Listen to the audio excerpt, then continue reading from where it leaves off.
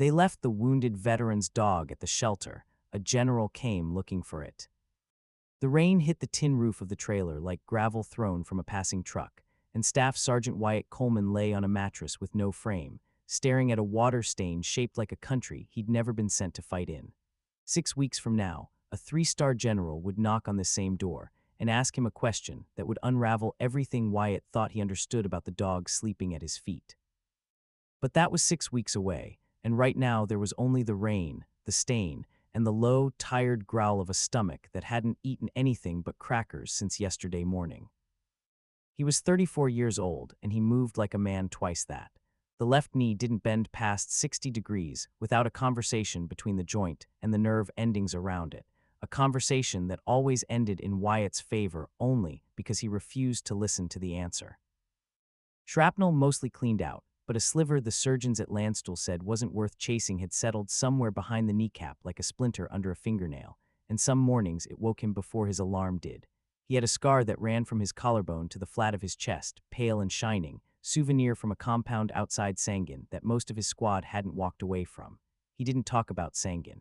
He barely let himself think the word. The trailer sat on a half-acre of scrub grass behind a defunct auto parts store on the edge of Cold Fork, Kentucky, a town so small it didn't have a stoplight, just a four-way stop everyone treated as a suggestion. He paid $210 a month to a landlord named Dale Prout, who never fixed the water heater and never came around except to collect. The trailer had one working burner on the stove, a refrigerator that hummed like it was in pain, and a window air conditioning unit he ran only on the worst days of summer because the electric bill scared him more than the heat did. He had been Army for 11 years, 2nd Ranger Battalion, then attached out to a joint task force nobody talked about by its real name, doing work that didn't show up on any campaign ribbon. He had been good at it, quiet, patient, the kind of soldier who could lie still in a ditch for 6 hours without his breathing changing. Then Sangin took the use of his knee and something else besides, something that didn't have a scar you could point to. The Army called it an adjustment disorder on the first paperwork and post-traumatic stress on the second, and by the time the medical board finished arguing with itself about which diagnosis paid out more disability, Wyatt had already been separated, honorably, with a certificate in a manila envelope and a check that covered exactly 4 months of the life he used to have. The VA said his claim needed more documentation. Then it said the documentation had been received but was under review. Then it said the file had been transferred to a different regional office and he would need to resubmit certain forms.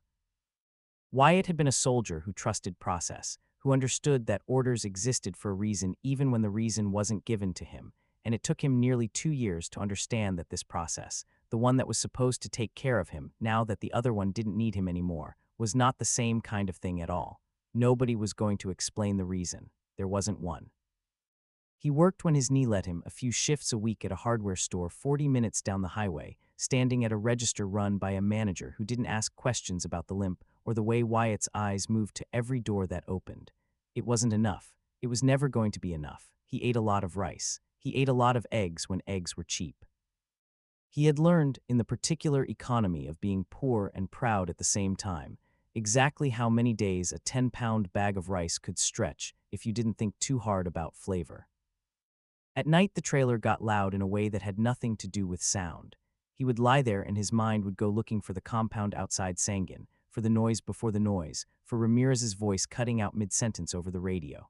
He kept a light on in the kitchen because full dark made the walls feel like they were closer than they were. He kept the door locked, then checked it again, a small ritual he was ashamed of and unable to stop.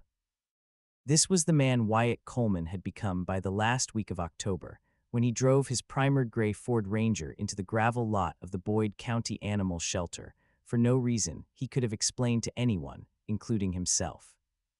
He told himself he was there because the girl at the hardware store, Chelsea, had mentioned they were overrun with strays after some backyard breeder got shut down by the county, and Wyatt had nothing better to do on a Tuesday afternoon than stand around. Looking at dogs he had no business owning.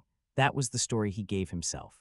The truth, buried somewhere under 11 years of not examining his own motives too closely, was that the trailer had gotten so quiet it had started to feel like a compound after the noise, that particular ringing stillness that always came right before something happened. The shelter smelled like bleach and wet fur and something under that, something like fear held too long in a small space. A woman named Patty Voss ran the front desk, gray-haired, kind-eyed, the sort of woman who had clearly cried in the back room more times than she'd admit to a stranger. She looked at Wyatt's boots, his flannel, the way he stood with his weight off the left leg without seeming to notice he was doing it, and she said, "You look like you're here for a reason and not just to look." "Just looking," Wyatt said, which was a lie, and Patty Voss let it be one. He walked the row of runs slowly, hands in his jacket pockets, and the dogs did what sheltered dogs do. Some threw themselves at the chain link barking, desperate for anyone's attention. Some cowered in the back corner, refusing to meet his eyes, and Wyatt understood both of those responses better than he wanted to. It was the last kennel on the row where he stopped. The dog inside didn't bark, didn't cower either. It sat, spine straight, in the exact center of the concrete floor, facing the door in a posture Wyatt's body recognized before his brain caught up, the stillness of an animal that had been trained to hold a position and wait. It was a Belgian Malinois, or had been once, though you had to look past what the years and something worse than years had done to see it. One ear stood up sharp and alert, the other had been torn at some point and healed wrong, folding down at an angle that made the dog look permanently skeptical. A patch of fur along its left flank had never grown back right, pale scar tissue visible beneath thin new hair, and its right eye had a faint blue-white haze creeping in at the edge, the kind of clouding that came either from age or from something that had hurt it badly enough to leave a mark on the eye itself. Its ribs showed. Its nails were cracked. And still it sat there, watching the door, waiting for someone who was clearly never coming. "That one's Rex," Patty said, coming up behind him. "Chip says he's about 9, but you'd think older, the shape he's in. Animal control picked him up off Route 60 near the old Ashland rail yard, no collar, running loose for what the vet figures was weeks, maybe longer. He doesn't play well with the other dogs. Doesn't really play at all, honestly. Mostly just sits like that. Some of the volunteers won't go in with him. Not that he's aggressive. He's never once snapped. It's more that he looks at you like he's grading your performance." She laughed a little, tired. "We give him 3 more weeks before we have to make a decision we don't want to make." Wyatt crouched, which his knee did not appreciate, and looked through the chain link. The dog's dark eyes came up and met his, and held there, unblinking, in a way that made something in Wyatt's chest go very quiet and very still. "He's not a Rex," Wyatt said, before he'd decided to say anything at all. Patty raised an eyebrow. "No. No collar, no chip data on file. Chip scanner didn't pick up anything. Sometimes they migrate, get buried in scar tissue, hard to find without an X-ray we don't have the budget for." Wyatt looked at the dog a while longer. The dog looked back. Neither of them moved, and Wyatt thought, with the particular dry humor that had kept him alive more than once, that he was losing a staring contest to an animal that weighed maybe 50 pounds soaking wet, which it currently was not. "I'm not getting a dog," he told Patty, and told the dog, and mostly told himself. "I can barely feed myself." "Nobody's making you do anything," Patty said, in the tone of a woman who had watched this exact scene play out 100 times and knew precisely how it usually ended. He left without filling out any paperwork. He told himself that was the end of it. He came back Thursday, told himself it was to buy dog food he wasn't going to need on sale for no reason. He came back Saturday too, and this time he sat down on the concrete outside the run, his bad leg stretched out in front of him, and didn't try to coax the dog toward him at all. He just sat. The dog watched him for 11 minutes, Wyatt counted, an old habit from watching compounds, counting minutes to keep his mind from going somewhere worse, and then, without any visible change of expression, the dog lay down, chin on paws, still facing him, still watching, but no longer holding that rigid at-attention posture. "You and me both, buddy," Wyatt said quietly. "You and me both." By the following Tuesday, he had signed the adoption paperwork. Patty waived the fee on account of the look on your face when you walked in and warned him twice that this dog had issues, real ones, and might not be an easy animal to live with. Wyatt said he had issues too, and figured they'd work it out or they wouldn't, and either way the dog deserved better than 3 more weeks on a countdown clock in a concrete room. He drove the dog home in the bed of the Ranger, on an old moving blanket, because the dog wouldn't get in the cab no matter how Wyatt coaxed, and something about the animal's stiff refusal to enter an enclosed space made a cold understanding settle into Wyatt's gut that he didn't examine too closely yet. The dog rode the whole way with its front paws braced, eyes forward, ears up, like it was standing post. "We're gonna have to work on the whole truck bed thing," Wyatt said through the rear window. "Not exactly OSHA compliant." The dog didn't answer, obviously, but when Wyatt glanced back at a stop sign, its head was tilted very slightly to one side, and it made a sound Wyatt hadn't heard from it yet, not a bark, not a whine, but a short, low huff through the nose, almost like a laugh, almost like commentary. It would turn out to be the thing the dog did instead of talking back. Every time Wyatt said something the dog apparently found unnecessary or overly obvious, it would huff through its nose exactly like that once and look away as if the conversation was now beneath it. Wyatt would come to listen for that sound, the way another man might listen for his wife's laugh from another room. The first 2 weeks were not what anyone would call a triumph. The dog Wyatt refused to call him Rex. That wasn't a name, that was a placeholder somebody had slapped on an intake form. Wouldn't eat from a bowl set down in the open middle of the kitchen. Wyatt figured that out the hard way after 3 days of watching a full bowl go untouched, and the dog growing visibly thinner in a home that was supposed to be fixing that problem, not making it worse. On the fourth night, moving on instinct more than logic, Wyatt set the bowl in the back corner of the kitchen, against 2 walls, where the dog would have his back covered and both entrances to the room in view. The dog ate that night, fast, head low, throwing constant glances at the door between bites, like something might come through it. "Somebody trained you to eat like that was a tactical problem," Wyatt said, watching from the doorway, arms crossed. "I know that setup. Corner your 6, eyes on the door. That's not stray dog behavior. That's somebody's training." The dog didn't look up from the bowl, but one ear, the good one, swiveled toward Wyatt's voice. The panic came on the 6th night, and it was the thing that told Wyatt, with a certainty that settled into his bones, that this was not an ordinary rescue dog with an ordinary hard-luck story. A car backfired on the county road a quarter-mile off, a flat crack that Wyatt himself flinched at, old reflexes older than he liked to admit, and the dog came apart. Not loud. That was the strange, awful part of it. No barking, no howling. The dog dropped flat to the floor, belly pressed to the linoleum, and began to shake, a fine, rapid tremor that ran the length of its body. Ears pinned so far back they nearly disappeared into its skull, eyes wide and fixed on nothing, panting in short, ragged pulls of breath that sounded like something drowning on dry land. Wyatt knew that. He knew it from the inside.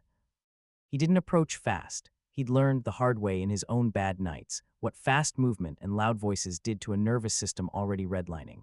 He lowered himself to the floor a few feet away, slow, deliberate, and sat with his back against the cabinet, and he didn't reach for the dog at all.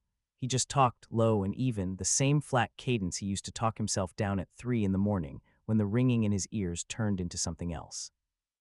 "Hey, hey, it's just a truck. Some idiot's truck backfiring on 60. Nothing's coming through that door. I got the door, I got it." He kept his hands visible, palms open, resting on his own knees. "You're on the ground in Kentucky, nowhere else, just Kentucky, just me and you and a real ugly kitchen floor." It took almost 20 minutes. Wyatt didn't move the whole time except to keep talking, and slowly in increments so small he almost missed them. The shaking eased, the panting slowed, and the dog's eyes came back into focus, finding Wyatt's face and holding there. When the dog finally dragged itself the last 3 feet across the floor and put its head down heavy on Wyatt's outstretched leg, Wyatt sat very still for a long moment, looking at the water stain on his own, sealing through the thin trailer wall he couldn't actually see, and let out a breath he felt like he'd been holding for 2 years. "Yeah," he said quietly, one hand finally, carefully, resting on the dog's skull. "I know exactly where you just were. Wasn't Kentucky, was it?" The dog huffed once through its nose, and that was the whole conversation, and it was enough. He started calling the dog 6. It came to him without much thought a few days later, the way the dog always seemed to be watching 6 directions at once, the way it positioned itself at doorways like it was covering an angle, the old soldier's shorthand for "I've got your back, watch your 6. He tried it out loud in the kitchen one evening, more to himself than to the dog. 6. The dog's head came up immediately, ears both angling forward as far as the torn one could manage, and Wyatt felt something loosen in his chest that had been clenched tight since Sangin. "Well, 6 it is, then." The name wasn't the only thing that told Wyatt this dog had a history. There was the way 6 sat at 45 degrees to any open door instead of facing it dead on, covering the angle rather than blocking it. There was the way a raised voice from a passing car, someone yelling out a window at a friend 2 trailers down, made Six's whole body drop into a low crouch, weight forward, coiled, before the dog visibly caught itself and stood back up, embarrassed, if a dog could be embarrassed. There was the afternoon Wyatt dropped a stack of aluminum pie tins in the kitchen, an accident, and Six was under the table with his paws over his own snout before the second tin had finished clattering to the floor. But it was the tattoo that gave Wyatt the first real thread to pull. He found it by accident, 3 weeks in, running his hand along Six's flank while checking a small cut the dog had gotten from a bramble on their evening walk. The fur there had never fully grown back after whatever scarred it, and in the thin patch, if you tilted the dog just right in good light, you could make out the ghost of ink under the skin, a series of numbers and letters, faded and distorted by scar tissue, but not random. Wyatt had seen tattoos like that before, not decorative. Identification. He wrote the sequence down on the back of a hardware store receipt, squinting, checking it twice against the dog's skin to be sure he had it right. A partial serial, a 2-letter designation he half recognized, and enough of a unit code that his stomach went tight and cold. That night he didn't sleep much. He sat at the little fold-down table in the trailer with a legal pad and an old flip phone, running his thumb over a name he hadn't said out loud in 3 years, Gunnery Sergeant Reyes. A Marine dog handler Wyatt had crossed paths with twice overseas, once in a joint operations briefing and once, more memorably, pulling security together outside a forward base while their respective units waited on air support that took its sweet time showing up. Reyes had gone Marine Corps K9, then civilian contractor, then, last Wyatt heard through the grapevine, into some kind of consulting role helping match retired military working dogs with adoptive handlers. If anyone could read a fragment of a working dog ID tattoo, it was Reyes. Wyatt still had the number. He wasn't sure it would even connect anymore. It rang 4 times before a gravelly voice picked up, wary the way career NCOs always were with unknown numbers. Yeah. Reyes, it's Coleman, Wyatt Coleman. Ranger Battalion, we crossed paths at Bagram, then again outside, well, doesn't matter where. You still doing the K9 rehoming work? There was a pause, then a short laugh, warm under the gravel. Coleman, no kidding, been a minute. Yeah, I still do some of that, mostly consulting for a couple rescue orgs that specialize in retired working dogs. What have you got? Wyatt read him the partial tattoo sequence off the receipt, slow, letter by letter, and there was a longer pause this time, the sound of a chair creaking, keys clicking somewhere on Reyes's end. Say that middle block again. Wyatt said it again. Coleman, Reyes's voice had changed, gone flat and careful in a way Wyatt recognized from briefings that were about to get serious. Where'd you get this dog? Shelter, Boyd County, Kentucky. No papers, no chip data. Animal control picked him up running loose off a highway. Why? What'd you find? Give me 20 minutes. I gotta make a call. It was closer to 40. Wyatt sat with Six's head heavy on his boot the entire time, absently working his fingers through the fur behind the dog's good ear, and when the flip phone finally buzzed against the table, he answered it before the first ring finished. Coleman, you sitting down. I'm on a bucket, close enough. That dog, if the tattoo's what I think it is, and I need a vet to confirm off an x-ray because these fragments migrate, but if it's what it looks like, you've got a retired MWD. Belgian Malinois, matches the age and the unit prefix. Trained out of the program that ran dual-purpose dogs, patrol and detection both, attached to a Marine Special Operations element. That designation in the middle, that's not a random shelter dog, Coleman. That's a working animal that did multiple deployments. The kind of dog that finds buried devices before you know you're standing near one. Wyatt's hand went still on Six's fur. The dog's eyes opened, found his face, and held there, alert now, reading him the way the dog seemed to read everything. How's a dog like that end up loose on a highway in eastern Kentucky with no papers? Wyatt said. That, Reyes said, is the part I don't have an answer for yet. Retired MWDs get adopted out through a formal process, usually to former handlers first, then vetted civilian families. There's a paper trail a mile long, DD Form 1524, adoption records, the works. A dog with a service tattoo like that shouldn't be able to just vanish into a county shelter system with zero documentation. Somebody either lost the paperwork on purpose or lost the dog on purpose, and neither one of those is a good look for whoever had him last. Can you pull the full record, find out who his handler was, where he deployed, who had him after retirement? I can try, it's gonna take some digging, and some of it might be locked up tighter than you'd expect for a dog. But Coleman, Ray's voice dropped, quieter now, almost gentle. You should know, dogs that come out of that specific program that see the kind of deployments this tattoo code suggests, they don't come home clean. If you're seeing behavior, panic responses, hypervigilance, all that, that's not damage. That's a resume. Wyatt looked down at Six, at the torn ear, the clouded eye, the thin scarred patch of fur where the tattoo hid, and felt something shift into place in his chest, heavy and clarifying at once, like a piece of gear finally seated correctly. Yeah, he said, I got a resume of my own. Figured we'd read each other's eventually. Ray's promised to keep digging and call back when he had something solid. It would be almost 3 weeks before that call came, and in those 3 weeks, something happened in the little trailer behind the auto parts store that neither Wyatt nor Six could have described in a report, because it wasn't the kind of thing that fit into report language. It was smaller than that. It was daily. It was, in its own way, the whole point of everything that came after. The mornings became a routine, and the routine became a kind of medicine neither of them had been prescribed, but both of them needed. Wyatt woke before the alarm most days now, old habit, hard to unlearn, and Six was always already awake, lying at the foot of the mattress in a spot he'd claimed without asking permission, watching the door.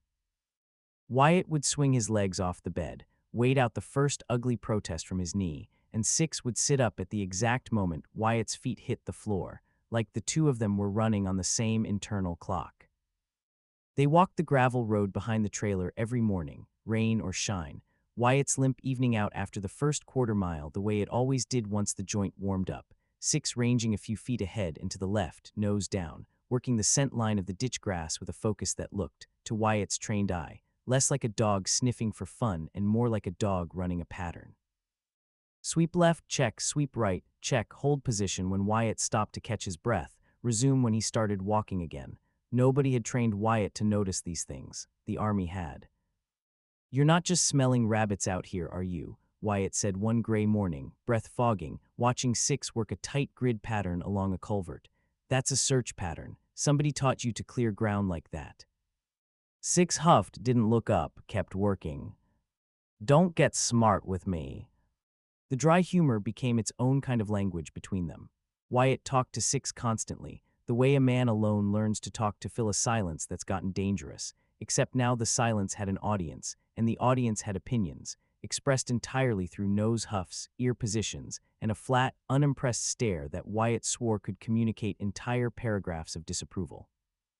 When Wyatt burned dinner, which was often, given the trailer's single functioning burner and Wyatt's general indifference to cooking as an art form, Six would sit in the kitchen doorway and stare at the smoking pan, and then at Wyatt with an expression so purely judgmental that Wyatt started apologizing to the dog before the smoke alarm even finished its complaint.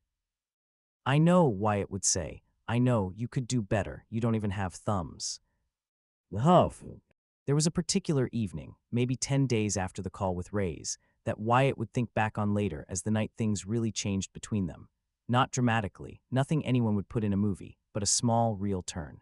Six had gotten a deep scrape along his shoulder from pushing through a stretch of blackberry bramble on their walk, deeper than Wyatt had realized, until he saw the dog favoring the leg back at the trailer, a thin line of blood matting the fur. Wyatt got the first aid kit down from above the stove, a kit better stocked than most old habits, and sat down cross-legged on the kitchen floor. And for a moment Six eyed the kit and the cot and the small bottle of antiseptic with the wary stillness of an animal who had clearly had bad experiences with exactly this kind of scene before. I'm not gonna hurt you, Wyatt said, low and even, setting everything down slow, hands visible the way he'd learned to keep them during Six's panic episodes. Just gonna clean it up. You've had worse than this, I'd bet money on it. He didn't reach for the dog first. He let Six come to him, which took almost 5 full minutes of Wyatt just sitting there, talking quietly about nothing. The weather, the price of dog food, a story about a mess hall cook in Bagram who used to hide extra bacon for anyone who helped him carry supplies, until Six finally, cautiously, closed the distance and lay down with the injured shoulder within reach. Wyatt worked slow, cleaned the wound with careful, unhurried hands, narrating every step out loud in the same low voice, the same trick he used on himself during the bad nights because he'd figured out somewhere in those 3 weeks that it worked as well on the dog as it did on him. Just cleaning it out. Gonna sting a second. There it is. You're doing good. Almost done. Six held still through all of it, muscles tight but not thrashing, eyes fixed on Wyatt's face the entire time with an intensity that felt, in that small kitchen, like something close to trust being built one careful second at a time. When it was done, Wyatt sat back against the cabinet, and Six did something he hadn't done before. Instead of retreating to his usual spot at the foot of the bed or the corner by the door, he shifted the last 2 feet and put his head down on Wyatt's thigh, a full, deliberate weight, and let out a long breath through his nose that had none of the dry sarcasm of the usual huff. This one sounded like relief. Wyatt sat there a long time after that, one hand resting on the dog's head, looking at the water stain on the ceiling that he'd stared at so many bad nights before, and for the first time in longer than he wanted to admit, the stain just looked like a stain. Not like anything, not like a country, just water damage in a cheap trailer roof.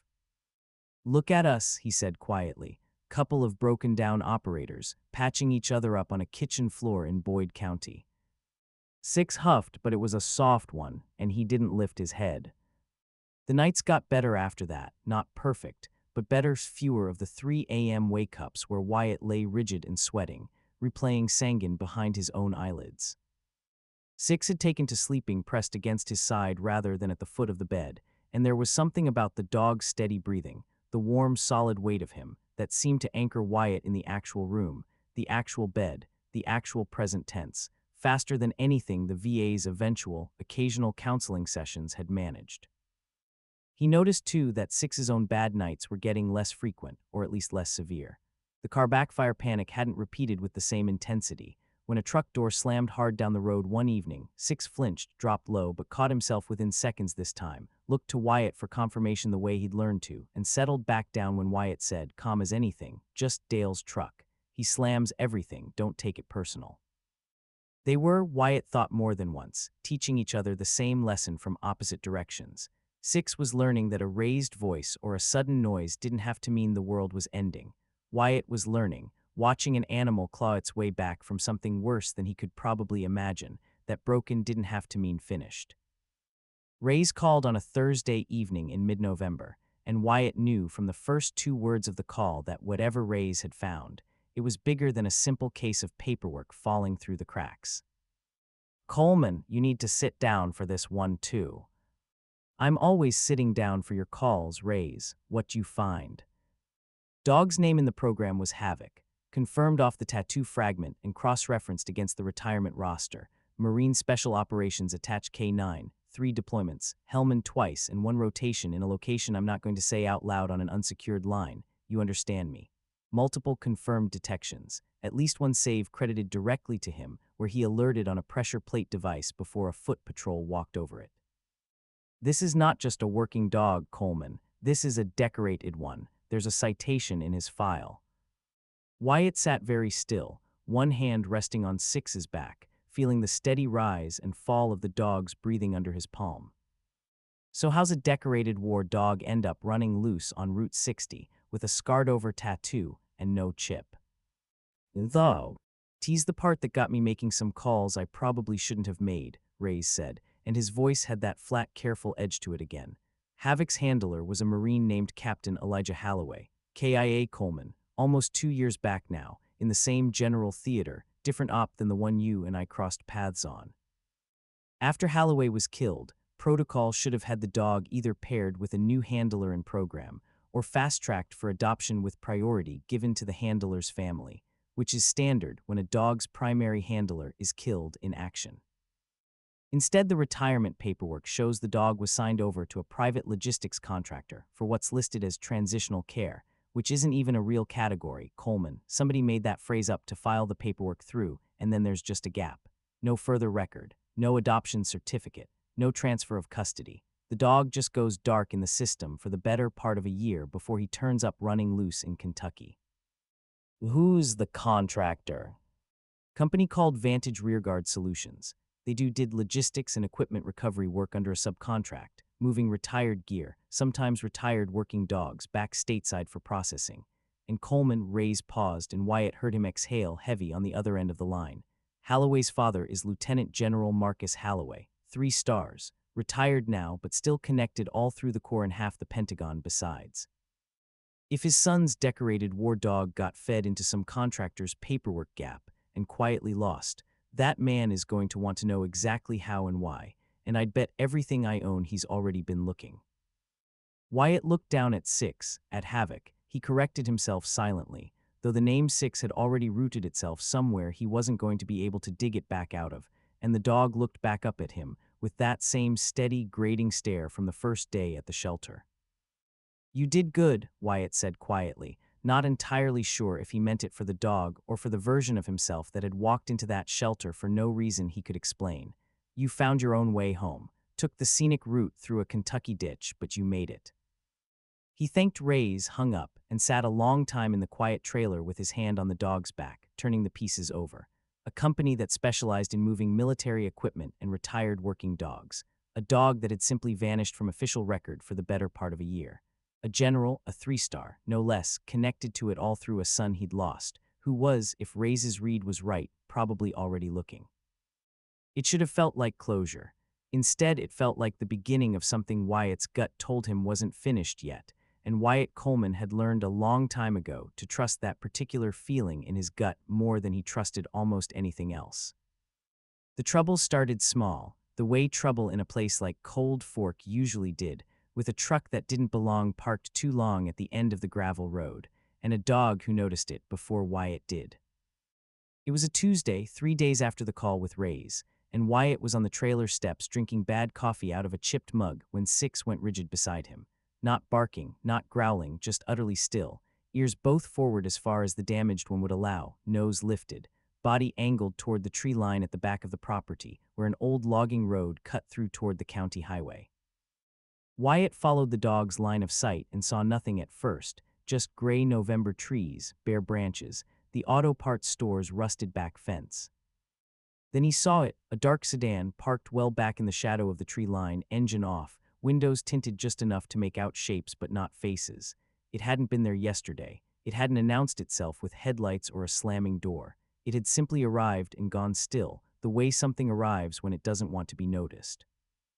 6 made a sound Wyatt hadn't heard before, not a bark, not a growl, but a single, low, controlled huff, sharper than his usual dry commentary huff, and then the dog sat dead center on the top step, body angled precisely toward the sedan, utterly motionless, in exactly the same posture Wyatt had first seen him in through the chain link at the shelter.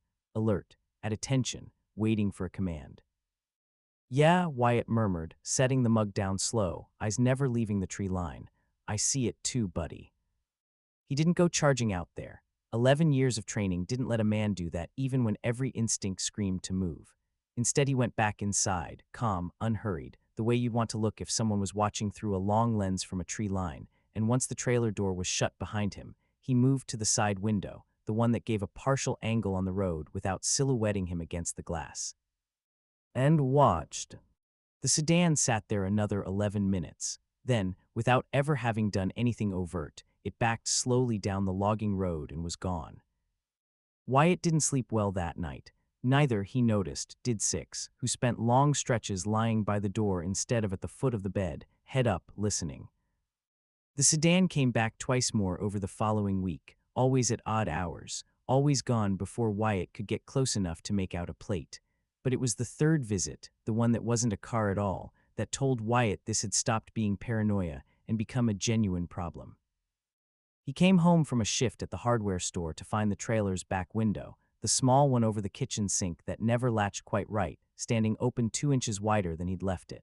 Nothing obvious was missing, but the old cardboard box he kept under the sink, the one holding his separation paperwork, his medical records, the photocopies of VA correspondence he'd been keeping in case he ever needed to prove a pattern of mishandling, that box had been gone through, not stolen. Gone through, papers slightly out of order, the way they get when someone's flipping through fast, looking for something specific, and either not finding it or running out of time. 6 lost his mind when Wyatt found it, not loud, still not loud, but pacing the small kitchen in tight controlled circles, nose down, working the floor near the window in that same grid pattern from their morning walks, and then sitting, hard, directly in front of the window and staring at Wyatt with an intensity that needed no translation. Someone was here, someone who wasn't you. Wyatt sat down at the fold-out table, laid the disturbed papers out in front of him, and started thinking the way he used to think before a patrol, slow, methodical, working backward from the evidence instead of forward from a guess. Somebody wanted to know what he knew, or what he had. Somebody who knew he had a dog worth being curious about, and who was curious enough to break a window latch rather than knock. That ruled out simple burglary. Nothing of resale value had been touched, not the old television, not the coffee can where Wyatt kept spare cash. This was targeted. This was somebody checking whether Wyatt Coleman had documentation that connected to something they very much wanted to stay undocumented. He called Ray's again that night, laid it all out, the sedan, the window, the papers gone through, and Ray's went quiet on the other end for a long beat before answering. Coleman, I did some more digging after we talked. Vantage Rearguard Solutions isn't just some logistics outfit that lost track of a paperwork gap by accident. I pulled some contract records, public stuff, nothing I shouldn't have looked at, and there's a pattern. They've had 3 separate contracts flagged for review over the last 2 years, all related to equipment and animal transport reimbursements that don't match up with delivery records. Somebody's skimming. Could be small, inflated mileage, padded invoices. Could be a lot bigger if they're pocketing money meant for veteran benefit programs tied to those transport contracts and covering the gap by just letting inconvenient paperwork and inconvenient dogs disappear. And if I've got documentation showing my own VA claim got mishandled around the same window, tied to a similar contract, then you might be sitting on the one piece that connects a paperwork irregularity to an actual person's actual life, which is a lot harder to write off as an accounting error, and somebody knows that, and somebody's getting nervous enough to send people creeping around your kitchen window. Wyatt looked over at Six, who had finally settled, but was still watching the window with one ear up, unwilling to fully stand down. I think, Wyatt said slowly, it's about time I made a phone call I've been avoiding. He didn't have a direct number for a 3-star general, retired or not, but Ray's did or knew someone who did, and by the following afternoon, Wyatt Coleman was standing in the gravel lot behind the auto parts store with a flip phone pressed to his ear, listening to it ring, his stomach doing something it hadn't done since the last time he'd waited on a commanding officer's decision that would determine whether his squad walked into a compound or waited for daylight. "This is Holloway." The voice was exactly what Wyatt expected from 11 years of hearing men like that talk, clipped, unhurried, carrying weight without needing to raise itself. "General, sir, my name's Staff Sergeant Wyatt Coleman, retired Ranger Battalion. I believe I have your son's dog." There was a silence on the line long enough that Wyatt started to wonder if the call had dropped. When Holloway spoke again, his voice had changed, not softer, exactly, but slower, like a man setting down something heavy he'd been carrying so long he'd forgotten the weight of I. "Tell you. Say that again, son." "Havoc, sir, Belgian Malinois, retired MWD, tattoo ID confirms it. A contact of mine who used to run K9 rehab pulled the deployment record. I adopted him out of a county shelter here in Kentucky about a month back. No papers, no chip. Animal control had picked him up running loose. Since then I've had some trouble I think might be connected, people watching my property. Somebody went through my paperwork while I was at work. My contact tells me there's a company, Vantage Rearguard Solutions, that had custody of the dog after your son's KIA and then lost track of him on paper. I think somebody at that company doesn't want that story getting looked at too closely, sir, and I think you should know your son's dog is alive and safe and sitting about 4 feet away from me right now." Wyatt heard something on the other end of the line that he recognized immediately, because he'd made the exact same sound himself, more than once, in the dark of that trailer. The sound of a man breathing hard through his nose, trying to keep his voice steady around something too large to speak past easily. "I have been looking for that dog for a year and a half, Sergeant," Holloway said finally, quiet now. "I was told he'd been humanely euthanized due to complications from an old injury. I never believed it. I couldn't get a straight answer out of anybody, and I have spent a career getting straight answers out of people who didn't want to give them. Tell me where you are. I am coming to Kentucky." Six, sitting beside Wyatt in the gravel lot, chose that exact moment to lift his head, ears both up as far as they'd go, and let out a single, sharp huff into the cold afternoon air, as if he'd understood every word. The general arrived 4 days later, and he did not arrive the way Wyatt had half expected, with an entourage or a staff car, or any of the trappings Wyatt associated with 3 stars. He came alone, driving himself, in a plain dark SUV that pulled into the gravel lot slow and careful, the way a man drives when he's about to see something he's been afraid to hope for. Marcus Halloway was 71 years old, built lean and upright the way career infantry officers tended to stay built even decades removed from the field, silver hair cut close, a face that had clearly spent a long career learning to hold itself steady under weight. He got out of the SUV slow, and for a moment he just stood there, hand on the open door, looking across the gravel lot at the dog sitting beside Wyatt on the trailer steps. Six went rigid, then in a motion Wyatt had never once seen from him in the 6 weeks they'd lived together. The dog's entire body began to shake, not the panic tremor, not the flat-eared terror shudder from gunfire and backfires. This was different. This was a whine building low in the throat, a full-body wag starting at the hips and working forward, and before Wyatt could say a word, Six was off the steps and moving across the gravel lot at a dead run. Halloway went down on one knee in the gravel without seeming to notice or care about his slacks, arms open, and the impact of 50 pounds of overjoyed Malinois nearly knocked a 3-star general flat on his back. He didn't seem to mind that either. He wrapped both arms around the dog and pressed his face into the scarred fur at Six's neck, and Wyatt, standing on the trailer steps, looked away to give the man what privacy a gravel lot could offer, and found his own eyes stinging in a way he wasn't proud of and wasn't going to apologize for either. "Hey, buddy," Halloway said, voice cracking clean through the middle of the words, muffled against the dog's fur. "Hey, there you are, there you are." When he finally looked up at Wyatt, his eyes were wet and he didn't try to hide it, and something about that, a man that senior, that decorated, not bothering to hide it, told Wyatt everything he needed to know about the kind of man he was dealing with. Elijah trained him himself, Halloway said, still on one knee, one hand resting on the dog's head the way Wyatt had learned to over the last 6 weeks. Insisted on it, even though the program discouraged handlers from getting too personally attached to the training process. Said a dog needed to trust the hand that raised him, not just the hand that fed him. He used to send me videos. This dog finding training aids buried 3 feet down under packed dirt in under 2 minutes. This dog holding a stay through gunfire on the range because Elijah told him to. He stopped, throat working, and looked down at the torn ear, the clouded eye, the thin patch of scar tissue along the flank. They told me he was gone. They told me both of them were gone in the end, and I only had the one funeral to go to. "He's not gone, sir," Wyatt said quietly. "He's had a rough year and a half by the look of him, but he's not gone. He's a hell of a dog." Halloway stood, slow, brushing gravel dust from his knee, without much in tea. Reston doing a thorough job of it, and looked at Wyatt with the same steady, evaluating stare Wyatt had gotten used to from Six himself. "Sergeant Coleman, tell me everything. Start from the shelter and don't leave anything out, including whatever's got somebody creeping around your kitchen window."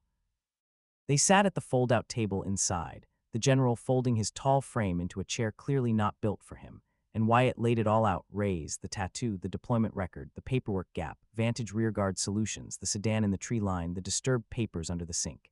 He pulled out his own VA correspondence too, the mishandled claim, the resubmitted forms, the regional office transfer that had never made sense, and laid it on the table beside everything else. Halloway read through it all with the slow, thorough attention of a man who had spent 30-some years reading operational reports and knew exactly how to spot the places where a story didn't add up. "This transport contract," he said finally, tapping a photocopied page with one finger. "Vantage Rearguard. I want you to understand something, Sergeant. I have some pull left, even retired.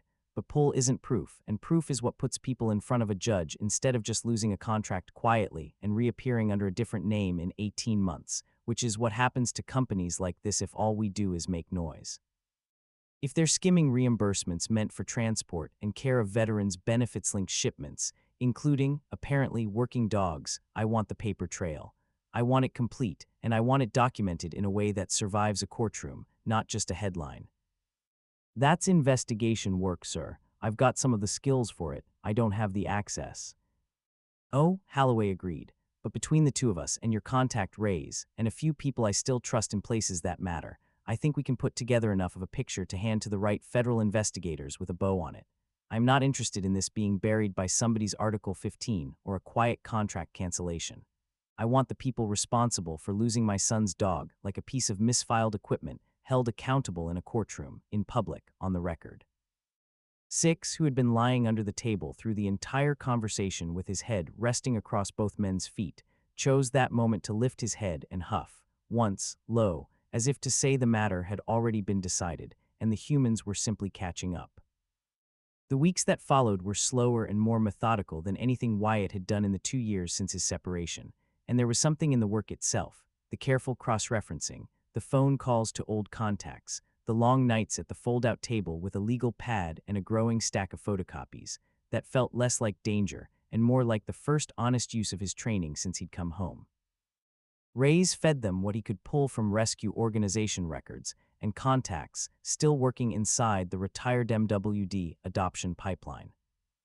Halloway leaned on relationships that went back decades, calling in favors from men who owed him more than they'd ever admit out loud, until a picture began to assemble itself on Wyatt's kitchen table, piece by piece, the way a good investigation always did, not with a single dramatic discovery, but with 100 small ones that only meant something once you set them side by side.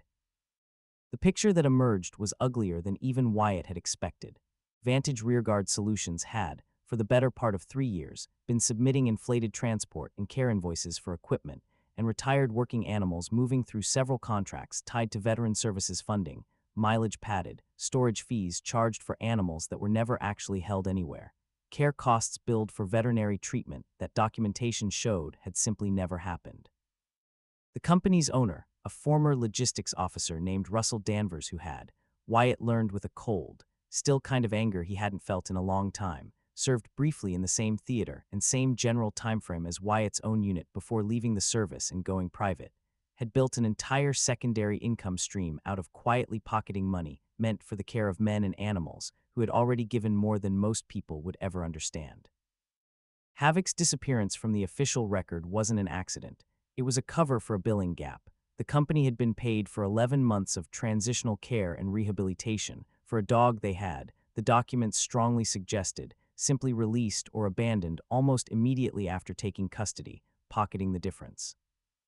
Wyatt's own delayed and mishandled VA claim traced back, through a tangled thread of contractor codes and processing centers, to a data entry irregularity tied to the same shell of paperwork Danvers's company had been exploiting, not a targeted attack on Wyatt specifically, but a symptom of the same rot, an entire small ecosystem of fraud quietly feeding on the gaps between systems that were supposed to take care of people like him.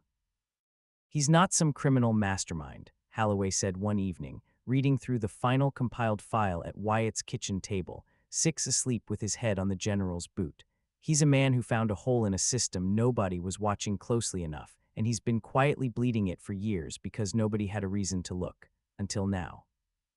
It was 3 nights after they finished compiling the file, before Halloway's federal contacts had even confirmed a formal investigation was opening, that the trouble stopped being a parked sedan in the tree line and became something Wyatt's body understood, immediately and completely, as a threat.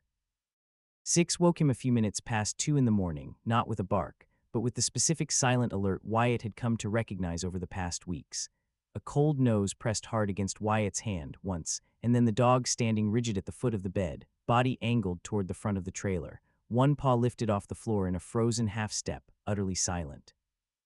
It was the exact posture, Wyatt would learn much later from Halloway, that Havoc had been trained to hold when he detected something buried or hidden that a handler needed to know about without alerting anyone else in earshot. Silent alert, no barking, just a body turned into a compass needle pointing at danger.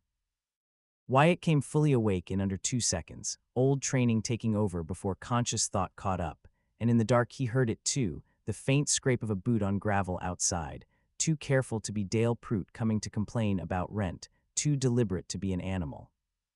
He moved Six with a flat hand signal, silent, the two of them having built enough of a shared language over 6 weeks that the dog understood immediately and dropped low, tracking Wyatt's movement toward the small kitchen window without a sound. Through the gap in the curtain, Wyatt saw 2 shapes near the back of the trailer, one crouched by the same window that had been jimmied before, the other standing watch near the corner, and the cold, clarifying calm of a man returning to old, well-worn training settled over him like a second skin. He didn't call the police first, though he had his phone in hand and ready. 11 years of training told him that calling now, in the dark, with two unknown hostiles 30 feet from his door, meant a response time measured in minutes he might not have. Instead, he moved to the small gun safe under the bed, a legally owned shotgun, the one piece of security he'd allowed himself the money for even on a hardware store paycheck. And with the same unhurried, silent economy of motion that had once cleared rooms in Sangin, he positioned himself with a clear line on the kitchen door and the compromised window both, 6 low and silent at his left side, watching the same angle. The window slid open. A gloved hand appeared first, then a shoulder, and Wyatt's voice, when it came, was flat and level, and carried the particular calm of a man who had done this before and did not intend to raise his voice to do it again. "Stop right there. I've got a line on you, and I will not ask twice." The hand froze. A second voice, low, urgent, came from outside. "Abort, abort, he's up." And there was a scramble of movement, boots on gravel, retreating fast toward the tree line. Wyatt didn't fire, didn't need to. What he needed was information, not a body count, and the moment the intruders broke for the tree line, he was already moving, phone to his ear with the other hand, calling it in to the county sheriff's department with the flat, precise report cadence of a man giving a contact report over a radio, number of hostiles, direction of travel, vehicle description from the sedan he'd cataloged weeks earlier. 6 went through the compromised window after them before Wyatt could stop him, a streak of dark fur vanishing into the dark yard, and Wyatt's heart seized for one bad second before he remembered, with a certainty that steadied him instantly, exactly what kind of dog he was dealing with. This wasn't a pet running off in a panic. This was a trained animal, executing a pursuit pattern he'd been built for years before Wyatt ever met him. By the time Wyatt limped out the front door, shotgun still in hand, flashlight app throwing a thin beam across the yard, he found 6 standing over one of the intruders at the tree line, not attacking, not mauling, just standing, foursquare and immovable, directly on top of the man's chest, where he'd apparently gone down hard over a root in the dark. Teeth bared just enough to communicate the seriousness of the situation, without a single actual bite mark to complicate things legally later. The second intruder was nowhere in sight, already gone, the sedan's engine turning over somewhere back on the logging road. "Good boy," Wyatt said, breathing hard, keeping the shotgun low but ready as he approached. "Hold him, just hold him." 6 held him, silent and absolutely unmovable, until the first sheriff's cruiser's headlights swept up the gravel road 12 minutes later. The man 6 had pinned turned out to be a low-level contractor Danvers had used before for what the eventual federal filing would dryly call asset recovery and discouragement services, the kind of work a company hires out when it wants a problem to disappear without leaving fingerprints on the request.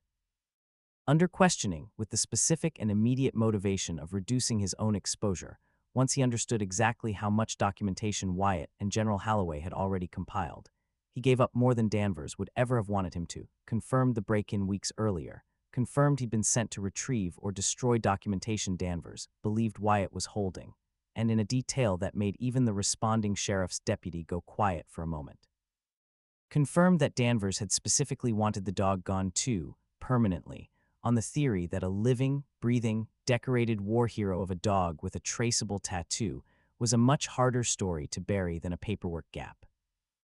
Everything after that moved through channels Wyatt understood and trusted far more than he'd ever trusted the ones that had failed him before, not vigilante justice, not a quiet settlement, but federal investigators, a properly documented case file, and eventually, 5 months later, an indictment against Russell Danvers and Vantage Rearguard Solutions on charges of wire fraud, government contract fraud, and conspiracy.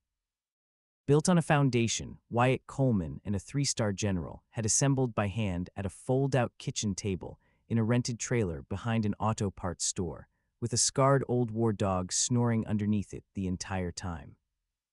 Wyatt's own VA claim, once the connected data entry irregularity came to light as part of the broader investigation, was resolved within 6 weeks, a speed that would have seemed impossible to him 2 years earlier, back when he'd resubmitted the same forms 3 times into what felt like a void. He didn't much care about the back pay, though it helped, more than he wanted to admit, standing in the trailer's kitchen and looking at a checking account balance that finally had breathing room in it. Holloway offered him more than that, offered to connect him with contacts, consulting work, a standing invitation to a foundation Holloway was quietly funding to help retired MWDs get properly documented and matched with veteran handlers, instead of falling into the kind of gap Havoc had fallen into. Wyatt took some of it, the consulting work mostly, something steady and useful that let his particular training find a purpose again. But when Holloway, sitting once more at that same fold-out table on the day the indictment was formally announced, offered him money, a real sum, gratitude made concrete, Wyatt shook his head slowly. "I appreciate it, sir, I do, but I didn't do this for money, and I don't think I'd feel right taking it like that was ever the point." He looked down at Six, asleep in his usual spot with his head across both their boots, one ear up even in sleep, always half on watch. "The dog already paid me back 100 times over just by needing me to get out of bed some mornings I wasn't sure I wanted to." Holloway was quiet a long moment, looking at the dog too, and when he spoke again his voice had gone soft in a way Wyatt had only heard once before, kneeling in the gravel lot the day he arrived. "He's yours, Sergeant, I want to be clear about that. Elijah would have wanted him with someone who understood him, not sitting in my house while I worked through the fact that I couldn't look at him without seeing my son. I'll fund whatever he needs, vet care, anything for the rest of his life. But he's yours. He chose you. Dogs like that don't choose wrong." Wyatt reached down and rested his hand on Six's head, and the dog didn't wake, just leaned very slightly into the touch. The way he did now, most nights, most mornings, the panic episodes fewer and further between with every month that passed. The good ear and the bad ear both a little more relaxed than they'd been that first day at the shelter. "He's not Havoc anymore," Wyatt said quietly. "Not really. He's Six. Watches my Six, I watch his. That's the arrangement now." Holloway smiled, the first easy, unguarded smile Wyatt had seen from him, and reached down to scratch behind the dog's torn ear. "Six," he said, trying the name out. Elijah would have liked that. He always did say a dog's name should mean something. Winter came hard to Cold Fork that year, the gravel road behind the trailer going white and silent under a foot of snow. But the trailer itself, for the first time since Wyatt had moved into it, felt less like a place he was surviving and more like a place he actually lived. He'd fixed the water heater himself, finally, with money that didn't have to stretch quite as thin anymore. He'd patched the roof, so the water stain over the bed had stopped growing, stopped looking like anything at all except old damage that wasn't getting worse. Some mornings, standing on the trailer steps with a cup of coffee that didn't taste quite as bad as it used to, Wyatt would watch Six work a slow, contented patrol of the snowy yard, nose down, doing the same grid pattern sweep he always did, some habits too deeply trained to ever fully retire, and Wyatt understood now that he wasn't watching damage. He was watching a resume. A long, hard-earned history, written into the way an animal moved through the world, same as the limp in Wyatt's own left knee told a story if you knew how to read it. "Hey," Wyatt said, one cold morning in late December, watching his breath fog in the porch light. "You ready?" Six looked up from the snow, ears both angling forward as far as they could go, and huffed once soft through his nose, the sound that had come to mean, more than anything else in Wyatt Coleman's world, "I've got you. Let's go." They walked the gravel road together, man and dog, two broken things that had somehow, between them, found a way to be whole again, and behind them the trailer sat quiet under new snow, the light in the kitchen window burning warm against the dark, not out of fear anymore, but simply because it was home, and there was finally, after everything, someone waiting inside it worth coming back to. If this story moved you even half as much as it moved me putting it together, do me a favor and hit that like button. It genuinely helps this channel more than you'd think. Subscribe if you want more stories like Wyatt and Six's, because there are a lot more veterans and a lot more dogs out there who found their way back to each other against every kind of odds. Drop a comment and tell me what part of this one hit you hardest. I read every single one. And if you know somebody who needs a reminder that broken doesn't mean finished, go ahead and share this with them right now. Thank you for watching, and I'll see you in the next one.